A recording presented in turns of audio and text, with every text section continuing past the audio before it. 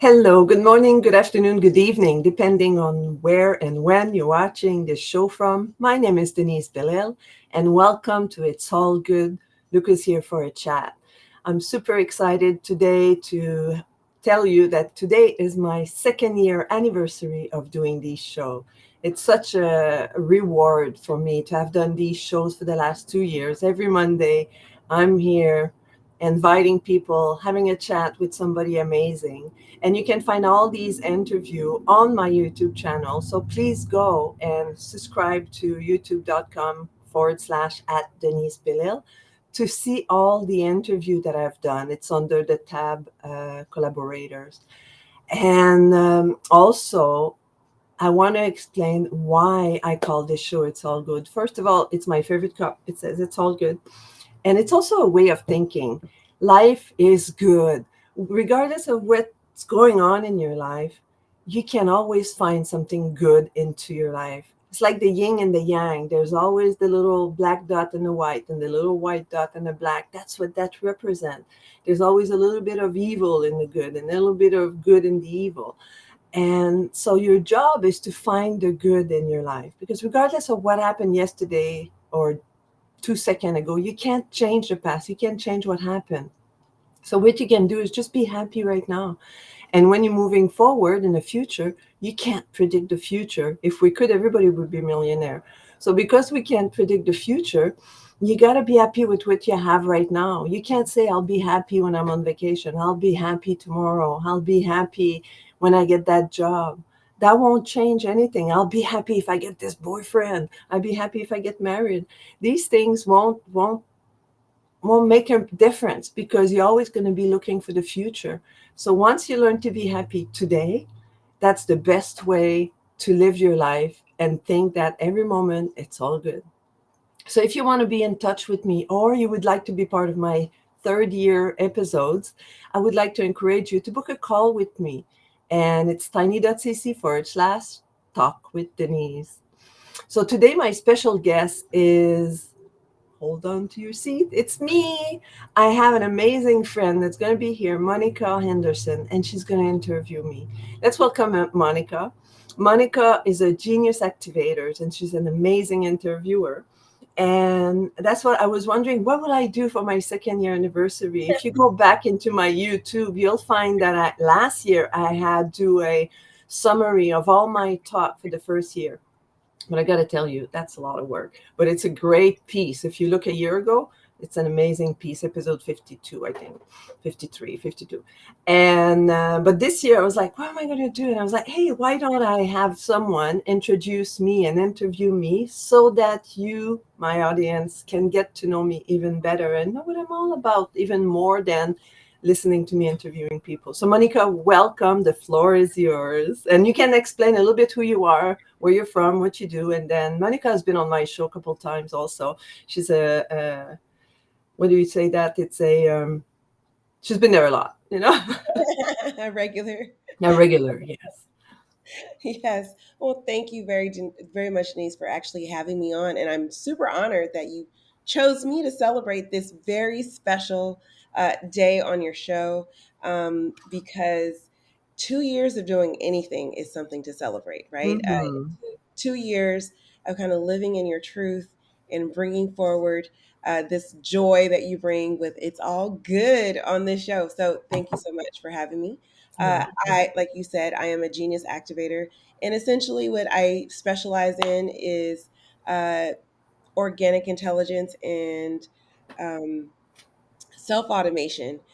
In a lot of ways, we are not terribly disciplined, but this is a testament to what happens when you are disciplined in something. This show is a testament to that, because 2 years is a very long time. So, without further ado, I'd like to actually ask you some questions and dive in. I'm going to dive deep for you guys so that you guys can really get to know Denise.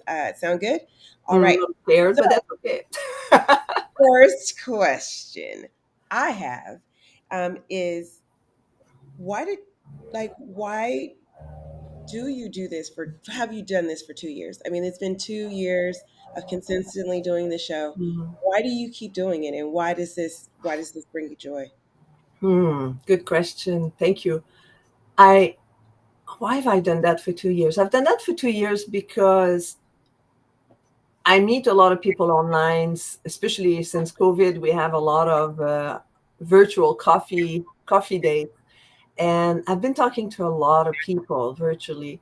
And then what I realize is there's a lot of gems out there. There's a lot of amazing people, and I'm excited to bring them forward, to introduce them to the people that are listening to those videos, to my audience, because I feel that it's such a pleasure. It's such a gift that I can give to people. And it's like right now, I have people lined up until October. So there's no lack of amazing people out there. And I'm super excited every time I interview someone. And there are people that I have had a coffee chat with, and we talked about, they asked me, oh, can I go to your show? And then we talk, and I was like, no, I don't get it, right? Like I don't just invite anybody. I'm selective on who I invite here, and it warmed my heart to interview these people. They're usually people that I'm excited to talk to, that I'm excited to share and get to know them even deeper and ask them questions. Sometimes they don't expect. People send me a few questions, and then sometimes I go off script, or most of the time I go off script. And then there's a few times I ask people questions. It's like, nobody ever asked me this. It's like, okay, let me think on that, and then they answer the question. But I think it's fun. It's fun. I love being the host and interviewing people. Yeah. So now that you've done the show for a while, obviously you're not the same person that you were when you started this, right? So how has doing the show changed you? How has it made you a better person? Yeah, it's amazing. Like if you go back, people watch episode 100 with 𝙎𝙧𝙞𝙬, and I invite her for my episode 100 because she's the one that I was doing accountability call every day with her, once a week, not every day, once a week with her. And then we were talking about being more present. And then I said, oh, I should do something alive or invite people. And I was like, but I'm so shy. I don't know who's going to listen. And I said, well, would you be my first guest? Because I was just talking with her. I said, who else would want to come and be interviewed by me, right? And so it would be fun to watch episode first one, because I brought it back during our interview, episode 100. Like I play a small clip, and the two of us, we had changed so much. But for me, what it brought me is a lot more ease into not being shy to ask difficult questions, not being not to worry about who's listening, just be myself. And sometimes I'm quirky, sometimes I'm sad, sometimes I'm just, the French girl from Montreal that's doing those interviews. But it changed me in a way that I gained a lot more confidence into being with someone and feeling that they pull the gem out of them, right? Like look for the gift in that person that I want to learn and that I want to share with other people. And it makes me a much better person whenever I talk to people outside of the camera, to be curious, to be wanting to know that person. So it changed me quite a bit. Yeah. So you've interviewed clearly over 100 people, right? Hmm. Or had at least over 100 interviews. Is there anybody that you really, really want to interview Um, that you maybe haven't yet? Like, what's your dream interview? Let's put it out there. I mean, it's your birthday of your show. Let's have a birthday wish for yourself. So, like, a dream interview would be who? uh, See, I I stepped off know. the script just like you do to your guest. I think Table turn. someone that has had a lot of like, if, of course everybody wants to interview Oprah, but who wouldn't, you know? But somebody that has an influencers, right? Like somebody that like Maria Folio, for example, right? Like she's amazing. She has so much to bring to people. Um, I don't know. Like it's hard to think of it, right? But there are people out there that I feel they are just as important as these people, that has so much to bring, and they Yeah. are like hidden in the back. And these are the people I want to bring to the light. Yeah.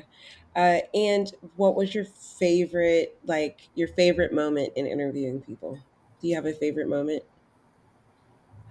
I don't have a name to because I don't have my list in front of me, but when I can geek out on mental fitness and mental health and mindset, and when I'll have someone coming up in a couple of weeks, and we had our first talk. I had a cancellation, so I was able to put her in early, and we were I was listening to her explaining what she does. I was like, yeah, I get you. And then she said, but what, tell me about you. And then I was telling her what I do. She said, yeah, it's exactly what so we were geeking out on positivity, on mindset, on you're in charge of your life. You can, like everything that I love to talk about and to help people with. We were like geeking out. So come on, I think it's in a couple weeks.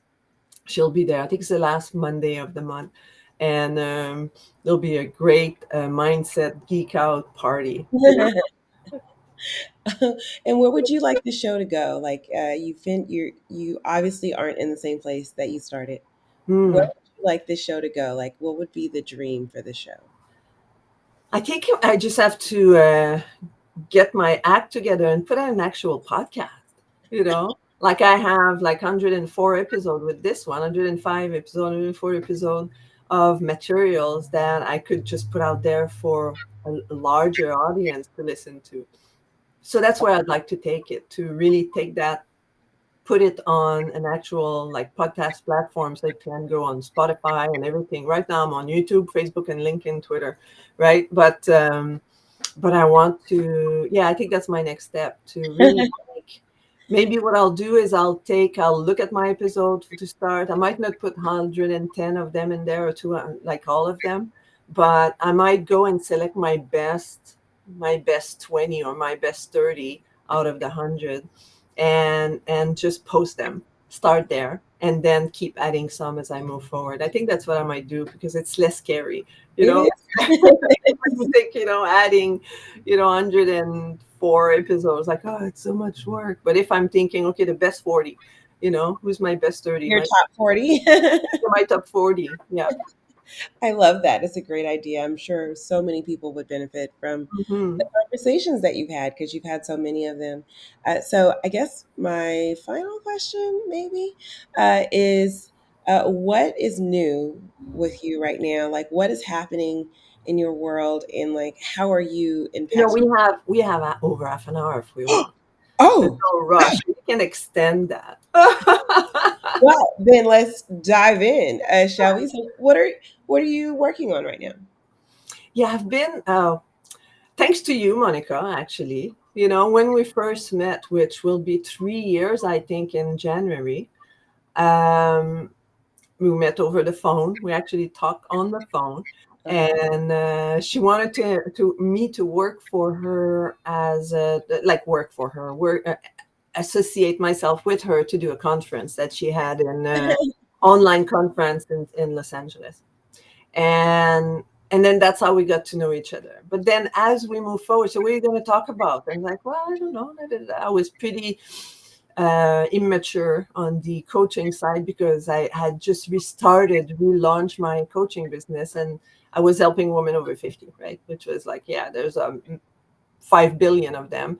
And no, maybe not 5 billion, but how can they recognize themselves? So then we narrow it down, and who I'm excited to work with right now is still women over 50, but whether they are either empty nesters or soon to be. This is I've met I'm an empty nesters soon to be, and an empty nester of pets, And that counts too, because losing a pet can be as detrimental of losing, because it's my babies, right? They're my children, they're my heart. But but for those of you that have actual children, it's even more limiting in a sense of your life, because my pet, I can leave them at home. They never have to be driven to the soccer game or the hockey game or the baseball game, or, I don't have to buy them clothes, and I don't have to sacrifice financially for them. So that's a bit different in that sense. So that's what these women have gone through. Those that I know that have had children, they go last. They are the last on the list of treating yourself well. And it's a detrimental, because I feel that these women, they work so hard, for the last 20, 25 years, depending when your kids leave the house, God forbid. uh, and and they work so hard at caring, loving, um, swiping their bum, and do everything, for their children, driving them and putting themselves last, even, behind their husband. And now the kids leave the house, and they're like, now what my life supposed to be like? What am I supposed to do with me now that I'm here? And that's why it's so many women go into like a light depression or a deep depression when their kids leave the house, because they haven't been taking care of themselves. Yeah. They have not been putting themselves on the list of to do. It's always at the bottom, and Yeah. they always goes last. And I think it's a shame, because that's the problem that's happening, right? Because once that happened, then you find yourself with, I don't know who I am. I don't know what I like. I haven't bought a piece of clothing in 10 years. Like all these things that are, sorry, I think I got a cat here in my face. Uh, all these things that are happening, that with the kids, but not with you. And I feel that it doesn't have to be that way, right? You can learn, even if, it's just taking little moments. So, okay, this is me time, or this is mama time. This is, okay, after dinner for half an hour, I'm just going to go and meditate. I'm going to go and read. I'm going to go do nothing. I'm going to sit on the couch and watch TV. You take care of yourself, you whatever that is, right? And some of you, I know you're listening, say that's not possible. Well, pick a time that is possible. Pick a time that is for you.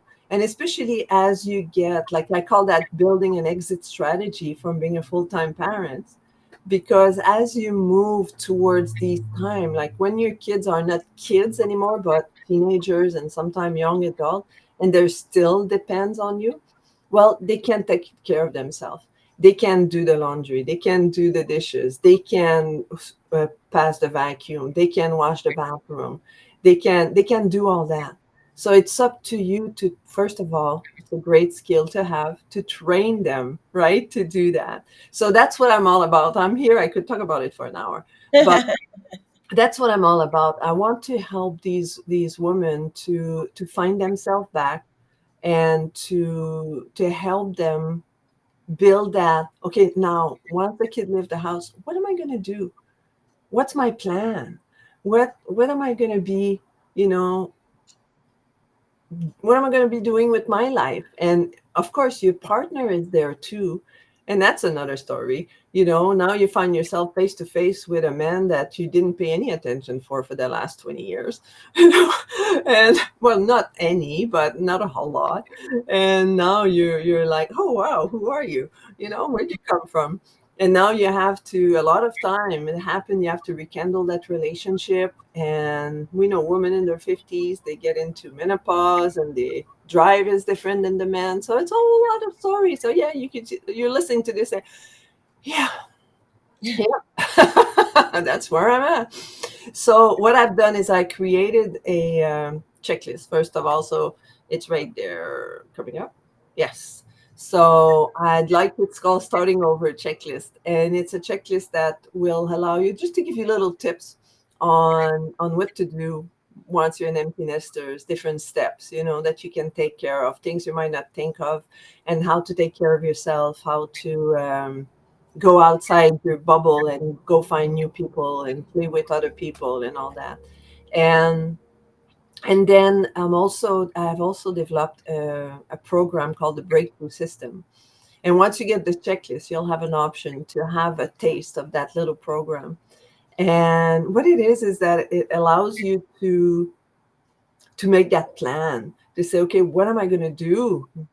You can start before the kids leave, which makes it easier. Or if they're already gone, then you can say, okay, well, now what am I doing? What's my plan? Where do I want to be in 3 years? If you're a full-time parent at home, okay, you're going to get a job because you're going to be bored at home. It's going to be nice for the first few months, but then after a while, it's like you're going to watch the paint dry on the wall and say, wow, that's interesting. So make a plan and build a structure around it and make fun part of your life and discover yourself. So again, just download this checklist and you'll see, what's interesting about that. Yeah, I am almost retired from parenting as I have one more year of children in the house. But I have been planning for Oh yeah, I know you're a years for genius the. activator planner for Oh sure. yeah, me and my husband. Well, actually, I've planned more than my husband has. I have a full list of activities that I intend on doing He's when I'm happy to follow. and recently we've been having those conversations of like, okay, so you're gonna need a hobby because I'm not gonna be your hobby. So you're gonna need to find some hobbies to work out. So yeah, what you're talking about is so real, and and there are a lot of people who do struggle because they've made their kids' lives their lives. Hmm. um, they do struggle with finding themselves after. So it's great that you are offering this service, right? This ability to have a support system in that process of transitioning from being a identified as a full time parent and going down to a light mentor at best. Right. Hmm. When the kids go off, they actually are trying to get their independence and they're trying to figure out who they are, and so they're a little less dependent on advice from mom, advice from dad, and so this service that you're providing is really going to be helpful to a lot of people who have to repurpose that energy that they've uh, been giving to their children or even their fur babies or whatever they are nurturing Hmm. that's coming to an end I in the actually, current way that they're doing it. yeah, I made a little video last week, and I said, "Are you a satellite parents or a helicopter parents?" Right? Yeah, And it's such a good distinction of how do you want, once your kids leave the house, do yeah, you want to be like on top of them all the time and wanting to know every single move? Trust me, they don't want that. The kids don't want that. A satellite parent is like, okay, you know where your kids are, what they're up to, but you talk to them maybe once a week, which is normal. And but you keep an eye out, but you're way back, right? Like, you're not all on top of them, because that's, you don't want to be an helicopter parent. Like, oh my God, mom, leave me alone. I yeah. want to live my life. Definitely don't want them coming to live back in your basement or your couch. So you want to give them that space. Yeah. You want to give them that space to develop their own independence. Yeah. And I do know that that is a big time struggle with a lot of people just reorganizing their thoughts on how they're going to do that. And also, you don't want to become that parent that is the annoying parent in all the anecdotes of the story. Oh, my mom, oh, she's just always in my business, or my dad is always on my case about something, right? We Yeah. want to be the best versions of ourselves, and we definitely don't want to be the subject matter at the therapist couch for our children. So, doing Denise's program sounds like it'll help you not become the main topic of your children's therapy Mhm. sessions. Yeah. Yeah. Yeah. Absolutely. You know, So, because you want to be, if you were to apply for a job to become parents, you want your kids to recommend you. right? No, You don't want them to say, no way, no, no, no. no, no. You don't want that. You think you do, but you do not. Exactly. You don't want them to say that. Yeah. So, is there any, as we're coming towards the end, and I know you and I can talk for forever because we do all the time, but as we're coming towards the end here, is there anything, any like last important message that you want to leave your listeners with as you launch into year 3 of your podcast or of your, well, I'm gonna say it, I'm gonna call it a podcast because that's what it's going to become. But as you launch into year 3 of your show, what is the final message that you want to leave with people moving forward to give them that serenity? Hmm. Yeah. I think what's really important is, and I go back to the basic of the beginning of my show, it's life, it's all good. Like when you, regardless of what happened in your life, you know, you have the choice. We always have the choice to be either happy or sad. I don't know if you've ever been happy and sad at the same time, but it doesn't work that way. You can have two contradictive emotion at the same time. And so it's a choice. You can choose every morning when you wake up, how do I want to live my life? What do I want to be today? Do I want to be the grumpy person? Because you are an accumulation of all the things you've done in your life. And like I interviewed Dr. Mort, right, a couple of weeks ago, and he was saying that he used to be angry all the time. But then one time, like at some point, he studied and he found ways to eliminate anger out of his life because he didn't like to be the angry guy. He didn't like to be the guy that has that always fight with people and he's the grumpy guy. And that's how he was portrayed by his friend and people around him. And he was tired of that. So he made an effort. He studied and he find a way. So go watch his video a couple weeks ago, and he talks about a method that he developed to eliminate anger. And it's simple. It's like it's like bang bang bang. Within a few seconds, you'll have anger elimination, and he has a downloadable. So that's why I'm saying, like, you can change. You don't have to get stuck with your old image of you. Like if you look at your picture 20 years ago, you don't have to be that person, right? You can discover who you are today and decide that you want to be an amazing person. You want to be someone that people look forward to see. You want to be someone that people look up to. You want to be someone that people don't run away from when you arrive in a room, but they will be magnetized by you and they'll be attracted to you. So, and if you have a hard time doing that, well, that's why I invite you to have a talk with me, because I can support you to find that gem in you. I can help you find that beautiful person inside of you that will that is there. We all have, that positive, beautiful person inside of us. And I always say, like, even the worst criminal on this planet, Hitler, for example, or anybody else that did atrocity on this planet, he had a soft spot somewhere. He was a good person for someone, right? There's always good in everyone, and there's lots of goods in all of you that are watching right now. And I want to help you bring it up, and so that you can live that beautiful person every day and wake up happy and say, another day. This is awesome. I'm excited to see what's going to happen today. Very cool. Yeah, that's going to be a sound bite right there. There was a soft spot in Mm. Hitler, which is true. Most people don't start off evil; they kind of make bad decisions along the way. Yeah. But I love the thought of that I can make every day. I can choose every day to Mhm. make it a good day. I love that, Yeah. which like directly aligns with my usual closing is you have choices. Choose to be great, right? Like you have a choice to make Mhm. today, heaven or hell, for yourself and Or everyone around others. Yeah, exactly. you. And so choose to be great instead. So I Yeah. love that. Thank you so much, Denise, for having me. interview you on your show and turning the tables on everyone. Thank This you. is so much fun, and I really appreciate you.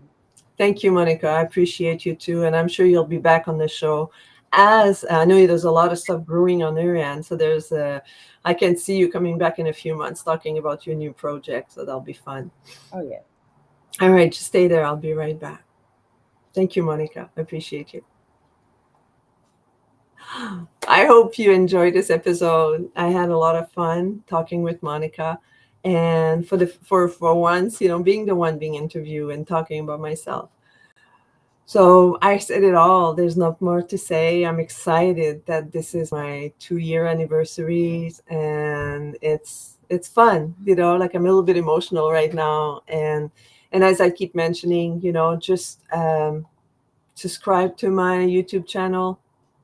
I'll be more than happy to for you to join the channel and watch my videos and comment. There's a comment at the bottom, so you can comment or just send me an email whenever you want. And don't forget to download the checklist, which is the starting over checklist, and reply, and I'll send you an email to download it and reply to it and let me know how that affected you and how you like it. So happy anniversary. Until next time, be kind to one another, and I'll see you next week. Goodbye.